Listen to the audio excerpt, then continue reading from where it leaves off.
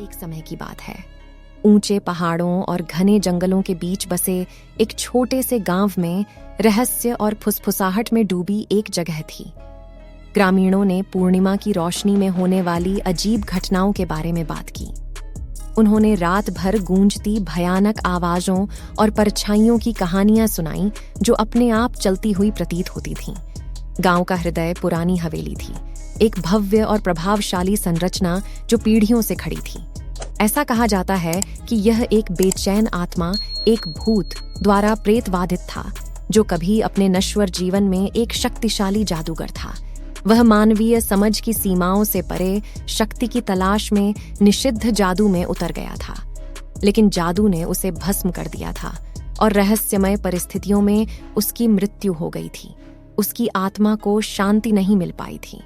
जैसे जैसे साल बीतते गए, भूत की कहानियां गांव की पहचान का हिस्सा बन गईं। कुछ लोगों ने दावा किया कि उन्होंने उसकी भूतिया आकृति को हवेली के हॉल में घूमते हुए देखा है, जबकि अन्य ने अजीब आवाजों और हवा के ठंडे झोंकों के बारे में बात की जो कमरों से होकर गुजरेंगे।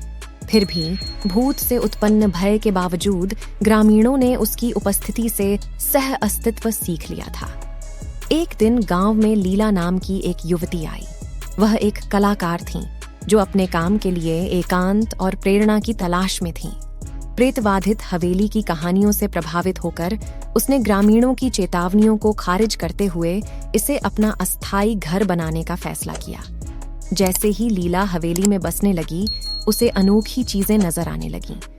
जब वह नहीं देखती थी तो दीवारों पर बनी पेंटिंग बदल जाती थी और उसकी कला सामग्री कभी-कभी अपने आप ही हिल जाती थी। सबसे पहले उसने इसे नजरअंदाज कर दिया, क्योंकि उसकी कल्पना उसके साथ खिलवाड़ कर रही थी। लेकिन जैसे जैसे पूर्णिमा करीब आई, घटनाएं और अधिक तीव्र हो गईं। पूर्णिमा की रात को हवेली एक अलौकिक ऊर्जा से जीवंत हो उठी।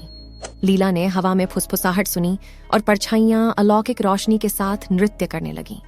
उसने अपने चारों ओर एक उपस्थिति महसूस की, जिसमें उदासी और लालसा का मिश्रण था। जिज्ञासावश डर पर काबू पाते हुए उसने भूत का सामना करने का फैसला किया। हवेली के भव्य हॉल में खड़े होकर लीला ने आत्मा को संबोधित करते हुए धीरे से हवा में बात की। उसने उसके दुखद अतीत और उस पछतावे के बारे में बात की जिसने उसे नश्वर लोक में पहुंचाया। सहानुभूति और समझ के साथ उसने उसकी पीड़ा से मुक्ति का मौका दिया। जैसे ही लीला के शब्द हवा में लटके, हवेली कांप उठी और उसके सामने एक आकृति साकार होने लगी। यह भूत था। उसका रूप पारभासी और टिमटिमाता हुआ। उसने उसकी बातें सुनी। उसकी आंखों में आश्चर्य और दुहक का मिश्रण भर आया। लीला ने